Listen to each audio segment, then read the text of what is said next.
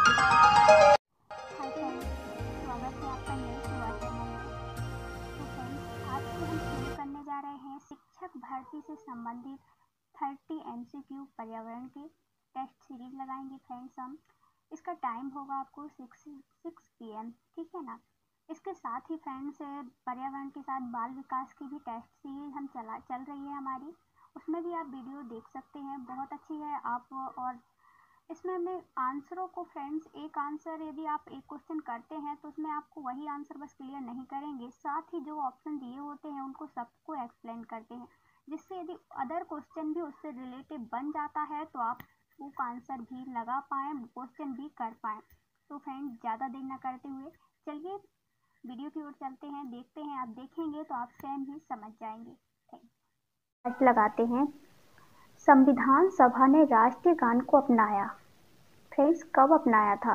क्या 20 जनवरी 1950 को, या ऑप्शन नंबर बी 24 जनवरी 1950 को, या फ्रेंड्स ऑप्शन नंबर सी 21 मई 1949 को, या ऑप्शन नंबर डी 13 नवंबर 1949 को।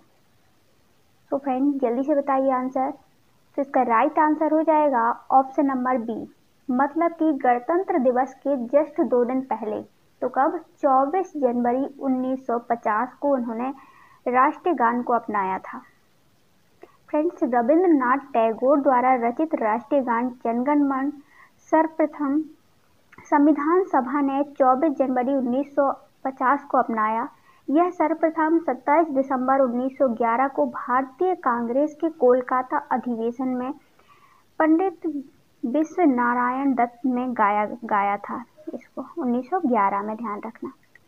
इसके गायन का जो समय है वो 52 सेकंड है। इसे रविंद्रनाथ टैगोर ने 1912 में तत्वबोधिनी से भारत भाग्य विधाता का शीर्षक दिया था, तथा 1919 की बात करें तो इसको मॉर्निंग सॉन्ग ऑफ इंडिया के नाम से अंग्रेजी अनुवाद किया गया था। इसका जनगण मन का अंग्रेजी में अनुवाद किया गया था 1919 में, ध्यान रखना। देखिए, पुष्कर मेला कहाँ आयोजित किया जाता है? Option number A Jaipur, option number B Udaipur, या friends option number C Jodhpur, या ऑप्शन नंबर डी अजमेर। तो फ्रेंड्स, पुष्कर का मेला कहाँ आयोजित किया जाता है? तो ऑप्शन नंबर डी राइट हो जाएगा, अजमेर। पुष्कर मेला राजस्थान के अजमेर में आयोजित किया जाता है। अजमेर में 11 किलोमीटर दूर हिंदुओं का प्रसिद्ध तीर्थ स्थल पुष्कर है, अजमेर से, राजस्थान में, ठीक है ना। यहाँ पर ब्रह्मा का मंदिर है। यहाँ पर कार्तिक पूर्णिमा को मेला लगता है, जिसमें बड़ी संख्या में देश विदेश पर्यटक आते हैं। हजारों हिंदू लोग इस मेले में आते हैं और अपने आप को पवित्र करने के लिए पुष्कर झील में स्नान करते हैं। इस समय यहाँ पर पशु मेला आयोजित किया जाता है। हर साल कार्तिक महीने में लगने वाला है पुष्कर ऊंट मेले ने इस जगह को दुनिया में अलग ही पहचान दे दी है। इस मेले में समय में कई राजधानियों की सांस्कृतिक मिलन सा देखने को हमें मिलता। देखिए, क्वेश्चन नंबर 3 बात करते हैं, निम्नलिखित परावैंगनी किरणों में से कौन अधिक हानिकारक है? Option number A ultraviolet alpha किरण, ए नंबर, या option number B ultraviolet beta, या option number C ultraviolet gamma, या ऑप्शन नंबर डी उपयुक्त में से कोई नहीं। सो फ्रेंड्स, बताइए परावैंगनी किरणों में सर्वाधिक हानिकारक कौन सी किरण है जो सूर्य से आने वाली? तो अल्ट्रावायलेट गामा, मतलब सी नंबर ऑप्शन इसका राइट हो जाएगा, सर्वाधिक हानिकारक है। फ्रेंड्स, सूर्य से आने वाली परावैंगनी किरणें हानिकारक होती हैं, सभी संभव तो सभी होती हैं, लेकिन सूर्य की परावैंगनी किरणों को सामान्यतः उनके तरंग दैर्घ्य के आधार पर उनको 3 वर्गों में बांटा गया है। एक अल्ट्रावायलेट, अल्फा, बीटा, गामा। तथा इन किरणों में जो सबसे ज्यादा हानिकारक है फ्रेंड्स, वो है गामा, सी नंबर की सबसे अधिक हानिकारक होती है, लेकिन ये किरणें पृथ्वी की धरातल तक पूरी नहीं पहुंच पाती हैं। इनका अवशोषण ओजोन परत द्वारा कर लिया जाता है, इसीलिए ओजोन परत को हमारी सुरक्षा कवच माना जाता है पृथ्वी का। तो फ्रेंड्स, अल्ट्रावायलेट बीटा और गामा, अल्फा बीटा, किरणों का त्वचा पर हानिकारक प्रभाव पड़ता है। फ्रेंड्स, बीटा की बात करें तो यह जीवधारियों के लिए प्रभाव बढ़ते हैं, जैसे जीन परिवर्तन होना, त्वचा में कैंसर होना, प्रतिरक्षा तंत्र का कम होना, पौधों में वृद्धि की रुकावट होना, मोतियाबिंद, सनबर्न आदि की समस्या हमें देखने को मिलती है इस अल्ट्रा बीटा किरण के कारण। देखिए क्वेश्चन नंबर 4 देखते हैं। निम्नलिखित में से कौन सा जैव मंडल का अजैविक घटक नहीं है? फ्रेंड्स ध्यान रखना, नहीं बताना है, अजैविक घटक नहीं है। क्या प्रोटीन अजैविक घटक नहीं है? तो फ्रेंड्स ये तो है, ये तो अजैविक घटक ही है। ऑप्शन नंबर बी मृदा, मृदा भी अजैविक घटक है। ऑप्शन नंबर सी कवक, इसका तो पता ही नहीं। ऑप्शन नंबर डी फास्फोरस, इसका भी नहीं। बताइए फ्रेंड्स, इसमें से जैव मंडल में अजैविक घटक नहीं है तो जैविक होगा वो। तो फ्रेंड्स इनमें से जैविक कौन है, इतना बता देंगे आप तो आंसर सही हो जाएगा। तो ऑप्शन नंबर सी, यही एक जैविक घटक है। देखिए कवक जैव मंडल का अजैविक घटक नहीं है, यह अत्यंत महत्वपूर्ण जैविक घटक है जो उत्पादक तथा उपभोक्ताओं की मृत्यु के पश्चात उनके शरीर का अपघटन करते हैं तथा उनमें से निर्मित साधारण पदार्थों द्वारा अपना भोजन तथा ऊर्जा का निर्माण करते हैं। देखिए क्वेश्चन नंबर 5 देखते हैं। गिर सेर परियोजना अवस्थित है गुजरात में, ऑप्शन नंबर बी महाराष्ट्र में, या ऑप्शन नंबर सी उत्तर प्रदेश में, या option number D Madhya Pradesh में। तो फ्रेंड्स गिर सेर परियोजना ये कहाँ पे है, जल्दी से बताइए। यहाँ पर डियर फ्रेंड्स शेर पाए जाते हैं, ठीक है ना, एशियाई शेर पाए जाते हैं, तो घर माना जाता है। तो फ्रेंड्स ऑप्शन नंबर ए राइट हो जाएगा, गुजरात में गिर शेर परियोजना है। गिर अभ्यारण्य है फ्रेंड्स गुजरात में, जिसे 1973 में राष्ट्रीय उद्यान घोषित किया गया है। इसमें गिर शेर परियोजना केंद्र सरकार की मदद से प्रारंभ की गई। यह परियोजना गुजरात के जूनागढ़ जिले में स्थित है। यह एकमात्र ऐसा उद्यान है जहां एशियाई शेर पाए जाते हैं। चलिए फ्रेंड्स चलते हैं नेक्स्ट क्वेश्चन की ओर। ऑप्शन क्वेश्चन नंबर 6 देखते हैं। WWF से आशय है world wild fund, option number B world war fund, या option number C world wild life fund, या option number D world watch fund. Friends जल्दी से बताइए WWF का मतलब क्या है। तो वर्ल्ड वाइल्ड लाइफ फंड है इसका मतलब, ठीक है। ऑप्शन नंबर सी इसका राइट हो जाएगा। WWF से आशय एक वर्ल्ड वाइल्ड लाइफ फंड है, विश्व वन्य जीव कोष है। सन 1962 में IUCN के सहायक संगठन विश्व वन्य जीव कोष की स्थापना इसकी की गई थी। कब की गई? 1962 में इसकी स्थापना की गई थी। WWF मतलब वर्ल्ड वाइल्ड लाइफ फंड। इस संघ का मुख्यालय स्विट्जरलैंड में स्थित है। इसका प्रतीक चिन्ह विलुप्त प्राणी ज्वाइंट पांडा है। यह संगठन अंतर्राष्ट्रीय स्तर पर वन्य जीवों की देखभाल पर नजर रखती है तथा उनके रखरखाव संबंधी मानदंडों को पूरा करने में विभिन्न देशों तथा एजेंसियों की वित्तीय सहायता भी उपलब्ध कराती है। तो फ्रेंड्स इसकी स्थापना कब की गई, जल्दी से बताइए। 1962 में। इसका मुख्यालय कहाँ है? हॉलैंड में। तो फ्रेंड्स इजी क्वेश्चन, गंगा नदी निकलती है ऑप्शन नंबर ए अरावली श्रेणी से, option number C Gangotri glacier से, या option number D Ladakh glacier से, या option number D Milap glacier से। सो फ्रेंड्स इसका राइट आंसर है गंगा नदी। जल्दी से बताइए कहाँ से निकलती है। तो उत्तराखंड के गंगोत्री ग्लेशियर से निकलती है हमारी गंगा नदी। यह फ्रेंड्स भारत की सबसे बड़ी नदी है। 2525 किलोमीटर पे बहती है, 5 राज्यों से समथिंग गुजरती है, ध्यान रखना। देखिए सांस्कृतिक महत्व की दृष्टि से गंगा भारत की सबसे महत्वपूर्ण और पवित्र नदी है। गंगा का उद्गम उत्तराखंड के काशी जनपद के 3900 मीटर की ऊंचाई पर स्थित गौमुख के निकट गंगोत्री ग्लेशियर से हुआ है। तो कितने मीटर ऊंचाई से फ्रेंड्स गिरती है यह? 3900 मीटर। यहाँ इसे भागीरथी कहते हैं, जहाँ गंगोत्री ग्लेशियर से जब गिरती है। देवप्रयाग में भागीरथी अलकनंदा से मिलती है।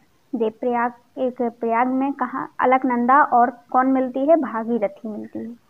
इसके बाद ये दोनों बहती हुई संयुक्त रूप से मिल जाती हैं, गंगा के नाम से जानी जाती। गंगा का भी इसको आगे तो इसको भागीरथी कहा गया। जब उत्तराखंड के ग्लेशियर से, जब गंगोत्री ग्लेशियर से गिरती है तो इसे भागीरथी कहते हैं।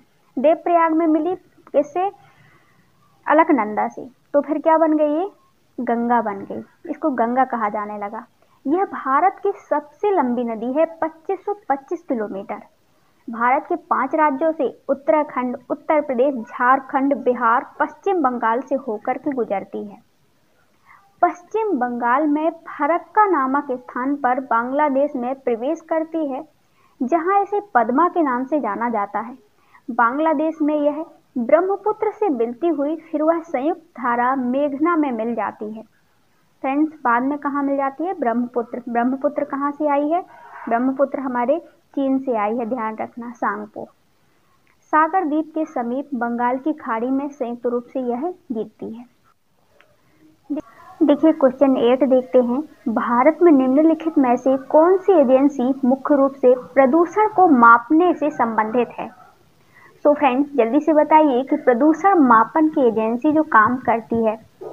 ऑप्शन नंबर ए, ग्रीन ट्रिब्यूनल में एजेंसी है, संबंधित है, या ऑप्शन नंबर बी, केंद्रीय प्रदूषण बोर्ड है, या ऑप्शन नंबर सी, केंद्रीय जल आयोग, या option number D, survey of India. So friends, प्रदूषण मापन से संबंधित एजेंसी है वो हमारी केंद्रीय प्रदूषण बोर्ड नियंत्रण board. Option number B right हो जाएगा। मतलब फ्रेंड्स, भारत में केंद्रीय प्रदूषण बोर्ड मुख्य रूप से प्रदूषण मापन से संबंधित है। जल, वायु के प्रदूषण का मूल्यांकन, निगरानी, नियंत्रण के लिए केंद्रीय प्रदूषण बोर्ड एक शीर्षस्थ राष्ट्रीय संस्था है। यह बोर्ड जलवायु, ध्वनि बोर्ड से प्रदूषण से संबंधित समस्त सेवाओं की रोकथाम और नियंत्रण के लिए सलाह देता है।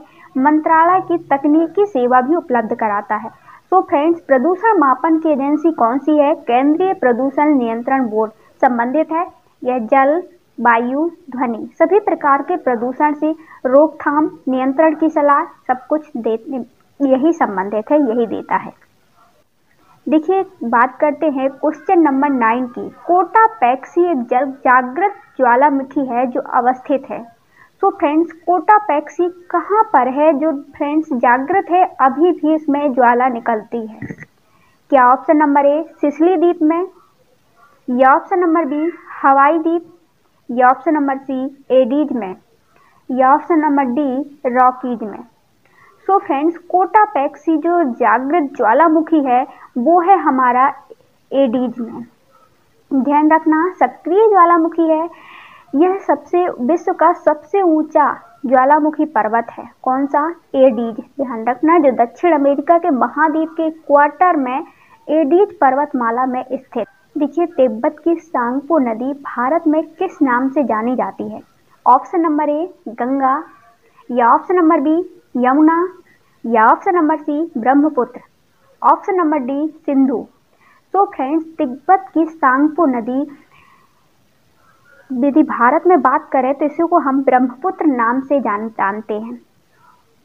ब्रह्मपुत्र विश्व की डियर फ्रेंड्स सबसे बड़ी नदियों में से एक है। यह तिब्बत में मानसरोवर झील के निकट चेमायुंगडंग हिमानी से निकलती है और ब्रह्मपुत्र को तिब्बत में सांगपो या सापू के नाम से जाना जाता है।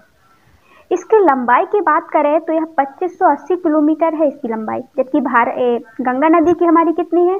2525 किलोमीटर।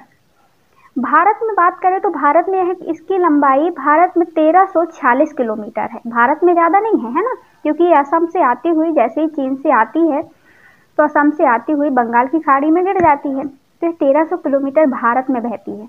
विश्व की सबसे बड़ी नदी ब्रह्मपुत्र समूह माजुली द्वीप नदी द्वीप समूह में स्थित है। देखिए नेक्स्ट क्वेश्चन देखते हैं। घास भूमि क्षेत्र के परितंत्र की खाद्य श्रृंखला में सबसे उच्च स्तर के उपभोक्ता होते हैं। तो फ्रेंड्स, घास भूमि परिक्षेत्र के परितंत्र में खाद्य श्रृंखला में सबसे उच्च स्तर पर उपभोक्ता हैं वो है हमारे मांसाहारी। जीव होते हैं, क्योंकि जो छोटे छोटे जीव होते हैं खाते जाते हैं, फिर उसको खाने वाला कौन होगा, ऊपर मांसाहारी ही होगे ना। जैसे हमने देखा फ्रेंड्स, यहाँ पे आप देखिए कि घास होती है, घास को कौन खाता है, टिड्ढा, वह प्राथमिक उपभोक्ता है, वो किसी जानवर को नहीं खाता, इसलिए मांसाहारी नहीं कहेंगे। तो सबसे नीचे कौन है, घास है, उसके बाद कौन है, टिड्ढा आया। द्वितीय उपभोक्ता कौन आया, टिड्ढा को खाने वाला मेढक आया। तो देखिए यहाँ से मांसाहारी शुरू हुआ, क्योंकि टिड्ढा को मेढक खा रहा है ना। फिर बाद में मेढक को भी खाने वाला तृतीय उपभोक्ता कौन है, तो फ्रेंड्स सर्प है, जो मेढक को खाता है, तो वह तृतीय उपभोक्ता है। गिद्ध है, गिद्ध किसको खाता है, सर्प को। तो फ्रेंड्स मांसाहारी सबसे लास्ट में, मतलब उच्च स्तर पर कौन हुआ, गिद्ध हुआ, ध्यान रखना। और घास और टिड्ढा क्या था, प्राथमिक उपभोक्ता था, जो कि किसी को नहीं खा रहा था। तो सबसे निचले स्तर में आ जाता है तो आप क्या लगाएंगे कि वो शाकाहारी, और सबसे उच्च स्तर पे आता है तो आप मांसाहारी लगाएंगे। सबसे उच्च स्तर पर खाद्य श्रृंखला में जो उपभोक्ता होगा वो होगा मांसाहारी।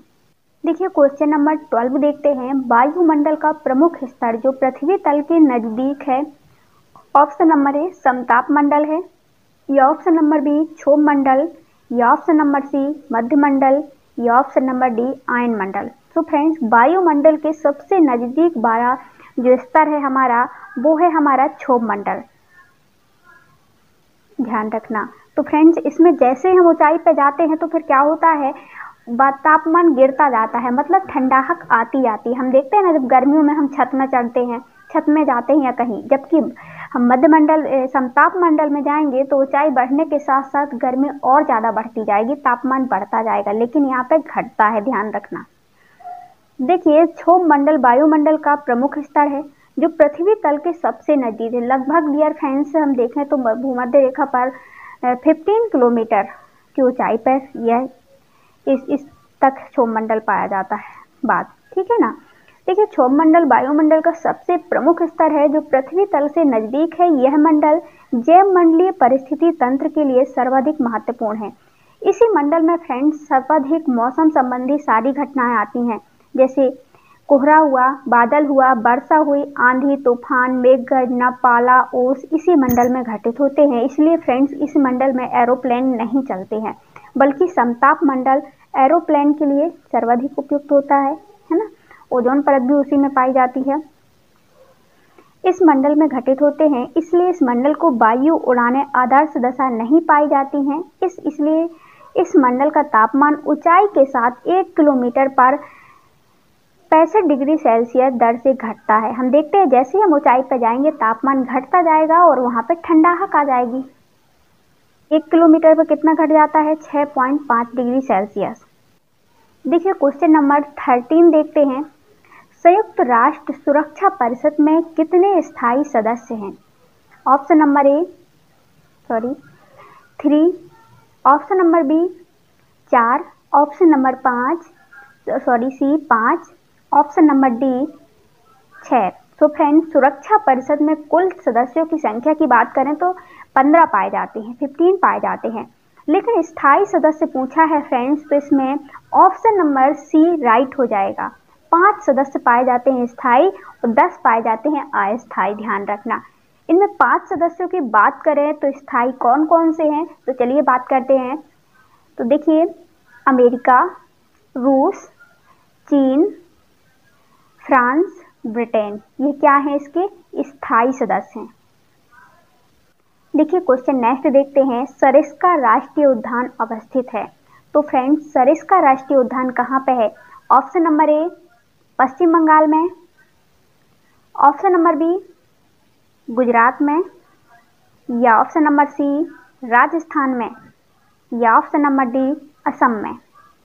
सो फ्रेंड्स जल्दी से बताइए इसका आंसर। सरिस्का राष्ट्रीय उद्यान, यहाँ पे पक्षी अभ्यारण्य है फ्रेंड्स, यहाँ पक्षी पाए जाते हैं, कबूतर एक विशेष प्रकार के। यह हमारे राजस्थान पे स्थित है। देखिए सरिस्का राष्ट्रीय उद्यान राजस्थान के अलवर में अवस्थित है। इसे 1958 में वन्य जीव अभ्यारण्य घोषित किया गया। 1979 में टाइगर रिजर्व प्रोजेक्ट टाइगर में शामिल कर लिया गया था।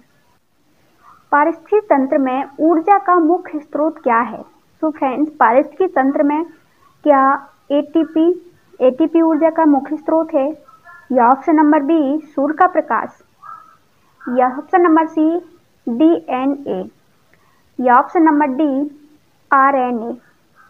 तो फ्रेंड्स, पारिस्थितिक तंत्र में ऊर्जा का मुख्य स्रोत है सूर्य का प्रकाश। देखिए, पारिस्थितिक तंत्र में ऊर्जा का मुख्य स्रोत सूर्य का प्रकाश है। सूर्य का प्रकाश पृथ्वी की पारिस्थितिक तंत्र की ऊर्जा का एकमात्र स्रोत है। फ्रेंड्स, सभी सब मेन ऊर्जा का स्रोत क्या है? सूर्य का प्रकाश। इसके बाद ही हमें पौधों में ऊर्जा जाती है, हमें आती है पौधों से, है ना। तो मेन क्या है? सूर्य का प्रकाश।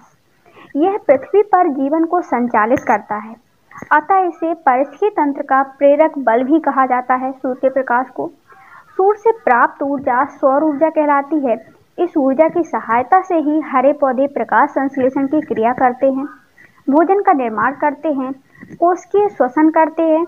इसके फलस्वरूप ऊर्जा उत्पन्न होती है। सभी जीवों के लिए सूर्य से आने वाला प्रकाश सौर ऊर्जा ही ऊर्जा का अंतिम स्रोत माना जाता है। ध्यान रखना, ऊर्जा का यदि अंतिम स्रोत भी आ जाता है तो आप सूर्य का प्रकाश ही लगाएंगे।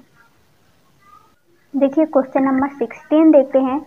एग मार्क का संबंध है गुणवत्ता से, ऑप्शन नंबर बी पैकेजिंग से, या ऑप्शन नंबर सी संसाधन से, या ऑप्शन नंबर डी उत्पादन से।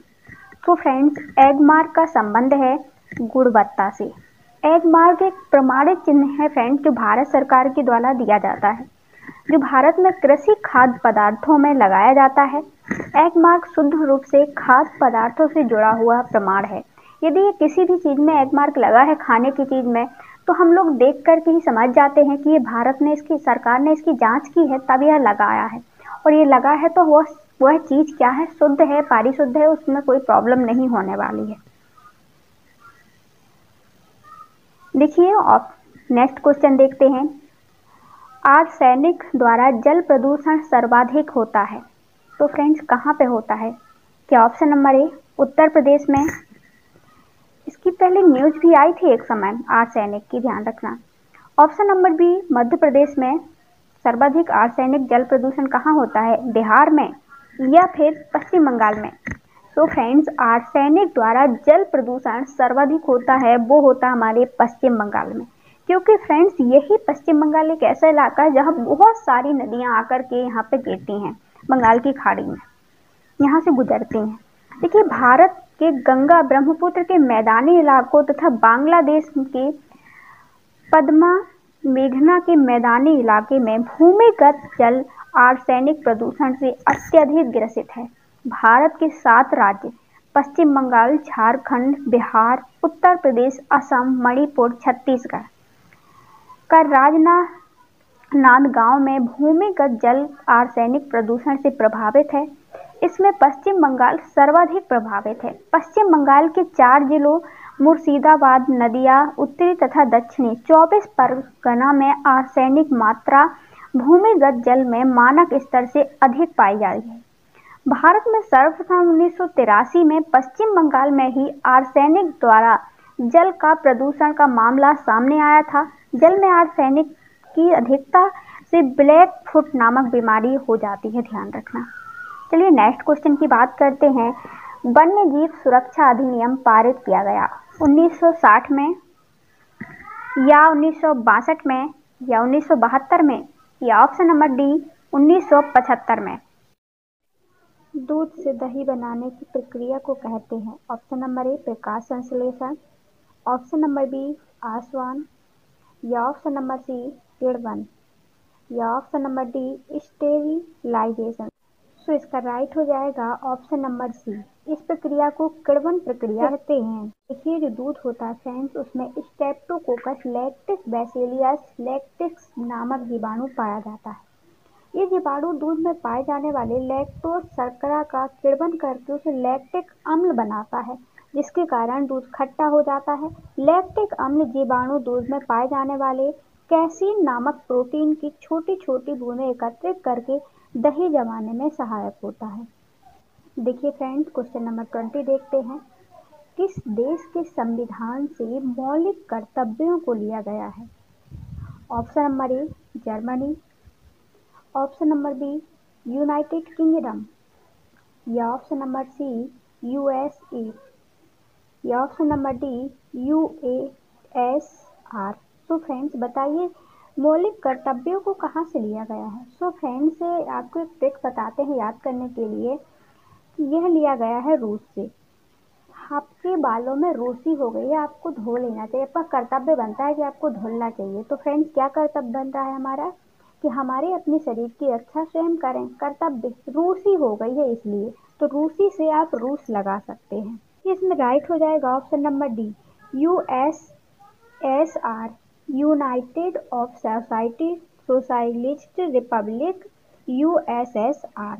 ठीक है ना। तो भारतीय संविधान में मौलिक कर्तव्यों को पूर्व सोवियत संघ रूस से लिया गया है। इसे संविधान के भाग 4 में अनुच्छेद 51 के तहत रखा गया है। ध्रुव तारा कहा जाता है। ऑप्शन नंबर ए उत्तरी तारे को, ऑप्शन नंबर बी दक्षिणी तारे को, या ऑप्शन नंबर सी पूर्वी तारे को, या फिर ऑप्शन नंबर डी हो जाएगा पश्चिमी तारे को। सो फ्रेंड्स ध्रुव तारा कहा जाता है। तो जल्दी से बताइए, इसमें राइट आंसर हो जाएगा ऑप्शन नंबर ए, उत्तरी तारे को कहा जाता है। जो तारा हमेशा उत्तर दिशा में चमकता रहता है तथा उत्तरी ध्रुव के ठीक ऊपर स्थित होने के कारण यह एक ही दिशा में हमेशा दिखाई पड़ता है, उसे ध्रुव तारा कहते हैं। यह ध्रुव मत्स्य तारे का एक समूह का एक भाग है, अतः उत्तरी तारे को ध्रुव तारा कहा जाता है। देखिए क्वेश्चन नंबर 22 देखते हैं। भारत में प्रोजेक्ट टाइगर प्रारंभ किया गया था। ऑप्शन नंबर ए 1972 में, या ऑप्शन नंबर बी 1973 में, या ऑप्शन नंबर सी 1981 में, या ऑप्शन नंबर डी राइट हो जाएगा 1985 में। तो फ्रेंड्स भारत में टाइगर प्रोजेक्ट 1900 देखिए भारत के राष्ट्रीय पशुपात के संरक्षण भारत सरकार ने 1973 में प्रोजेक्ट टाइगर की स्थापना की थी। तो देखिए क्वेश्चन नंबर 23 देखते हैं। फूलों की घाटी अवस्थित है, यह फिर राष्ट्रीय उद्यान है। क्या है? ऑप्शन नंबर ए जम्मू कश्मीर में है, या option number B Himachal Pradesh में, या ऑप्शन नंबर सी सिक्किम में, या ऑप्शन नंबर डी राइट हो जाएगा उत्तराखंड में। तो फ्रेंड्स फूलों की घाटी अवस्थित है, तो इसका राइट आंसर हो जाएगा उत्तराखंड में। यह इसकी एक ट्रिक है फ्रेंड्स कि उसने बड़े प्यार से उत्तर देकर उसके खंड खंड दे को जोड़ दिया, इसलिए उसने उसको फूलों की माला पहनाई। तो फूलों की घाटी राष्ट्रीय उद्यान कहाँ पे है फ्रेंड्स? तो यह उत्तराखंड में। देखिए नेक्स्ट क्वेश्चन देखते हैं। एक वयस्क मानव में कुल अस्थियों की संख्या होती है 306, ऑप्शन नंबर बी 275, या ऑप्शन नंबर सी 206, या ऑप्शन नंबर डी 175। फ्रेंड्स यदि क्वेश्चन आ जाता है कि छोटे बच्चे में अस्थियों की संख्या कितनी होगी, तो फ्रेंड्स उसके शरीर में 306 अस्थियाँ होंगी। लेकिन जैसे हम बड़े हो जाते हैं तो वो अस्थियाँ मिल जाती हैं और 206 अस्थियाँ बचती हैं। ठीक है ना, कम हो जाती हैं, ध्यान रखना वयस्क मनुष्यों में। देखिए क्वेश्चन नंबर 25 देखते हैं। ग्रीन पीस इंटरनेशनल का मुख्यालय अवस्थित है। ऑप्शन नंबर ए न्यूयॉर्क में, या ऑप्शन नंबर बी सिडनी में, या ऑप्शन नंबर सी एम्स्टर्डम में, या ऑप्शन नंबर डी नागासाकी में। तो फ्रेंड्स जल्दी से बताइए इसका आंसर। ग्रीन पीस इंटरनेशनल का मुख्यालय, तो इसका राइट आंसर हो जाएगा option number C. Greenpeace का एक स्वतंत्र वैश्विक अभियानकारी संस्था है। इसकी स्थापना 1971 में हुई थी। इस संस्था का मुख्यालय है एम्स्टर्डम में। देखिए क्वेश्चन नंबर 26 देखते हैं। प्रकाश संश्लेषण के प्रकाशीय चरण के दौरान फ्लिंदा ब्लैंक का ऑक्सीकरण एवं फ्लिंदा ब्लैंक का अपचयन होता है। तो फ्रेंड्स आपको बताना कि ऑक्सीकरण किसका होता है और अपचयन किसका होता है। क्या जल NADP, या option number B NADPH2 hydrogen के परमाणु कार्बन ऑक्साइड के, या option number C carbon dioxide CO2 जल का, या option number D CO2 NADPH2 का। तो फ्रेंड्स जल्दी से बताइए। ऑप्शन नंबर ए राइट हो जाएगा कि जल का ऑक्सीकरण होता है एवं NAD का पी का अपचयन होता है। प्रकाश संश्लेषण के प्रकाशीय चरण की अभिक्रिया में हरित लवक के ग्रहण भाग में होती है। इस अभिक्रिया में जल के अणुओं का प्रकाशीय अपघटन होता है तथा हाइड्रोजन आयन प्राप्त होता है। देखिए क्वेश्चन नंबर 27 देखते हैं। एलपीजी के संदर्भ में क्या सत्य नहीं है? ऑप्शन नंबर ए, यह एक स्वच्छ ईंधन है, या ऑप्शन नंबर डी, यह एक उच्च ऊष्मीय मान का है, या ऑप्शन नंबर सी, यह नीले ज्वाला से जलने वाला है, या ऑप्शन नंबर डी, मीथेन उत्सर्जन करने वाला है। ये एलपीजी एक प्राकृतिक गैस है। यह मुख्यतः प्रोपेन तथा ब्यूटेन हाइड्रोकार्बन का मिश्रण होता है। इन्हीं हाइड्रोकार्बन गैसों को द्रव मोड कर सिलेंडर में भरकर घरों में रसोई गैस के रूप में प्रयुक्त किया जाता है। यह एक स्वच्छ ईंधन है जो गंध रहित होता है, अतः इसके रिसाव का पता लगाने के लिए एथिल मार्केप्टन लगा दिया जाता है, जिससे पता चल सके कि कहीं रिसाव तो नहीं हो रहा है, वरना तो फ्रेंड्स गैस निकलती भी रहती है और हमें पता भी ना चलता। देखिए क्वेश्चन नंबर 28 देखते हैं। प्रजातियों की उत्पत्ति एक रचना है। ऑप्शन नंबर ए, अरिस्टो की, या option number B, Charles Darwin की, या ऑप्शन नंबर डी, मेंडल की, या option number D, Robert Hooke की। सो फ्रेंड्स इसका राइट आंसर हो जाएगा option number B, Charles Darwin की रचना है प्रजातियों की उत्पत्ति। देखिए फ्रेंड्स क्वेश्चन नंबर 29 देखते हैं। मकर रेखा है। ऑप्शन नंबर ए, 23.5 डिग्री अक्षांश पर, या ऑप्शन नंबर बी, 23.5 डिग्री उत्तरी अक्षांश पर, या ऑप्शन नंबर सी, 23.5 डिग्री दक्षिणी अक्षांश पर, ऑप्शन नंबर डी, 23.5 डिग्री अक्षांश पर। तो फ्रेंड्स इसका राइट आंसर जल्दी से बताइए। तो इसका राइट आंसर है ऑप्शन नंबर सी, 23.5 डिग्री दक्षिणी अक्षांश पे मकर रेखा है। फ्रेंड्स यदि कर्क रेखा आ जाता है तो वो 23.5 डिग्री नॉर्थ उत्तरी अक्षांश पे आप लगाइएगा, और कर्क भूमध्य रेखा बीच में है ना। तो तीनों आंसर आपके क्लियर हो गए होंगे आई होप। तो फ्रेंड्स चलते हैं आगे। देखिए फ्रेंड्स क्वेश्चन नंबर 30 देखते हैं। अंतर्राष्ट्रीय न्यायालय का मुख्यालय अवस्थित है।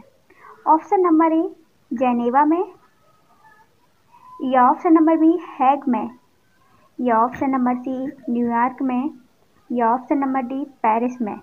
सो फ्रेंड्स जल्दी से बताइए अंतर्राष्ट्रीय न्यायालय का मुख्यालय। साथ ही आपको पता हो तो आप बता सकते हैं कि इसकी स्थापना कब की गई थी। सो फ्रेंड्स इसका राइट आंसर है ऑप्शन नंबर बी, हैग में अवस्थित है। हैग नीदरलैंड में अवस्थित है। इसकी स्थापना 3 अप्रैल 1946 में हुई थी। अंतर्राष्ट्रीय न्यायालय की संविधि में 5 अध्याय तथा 70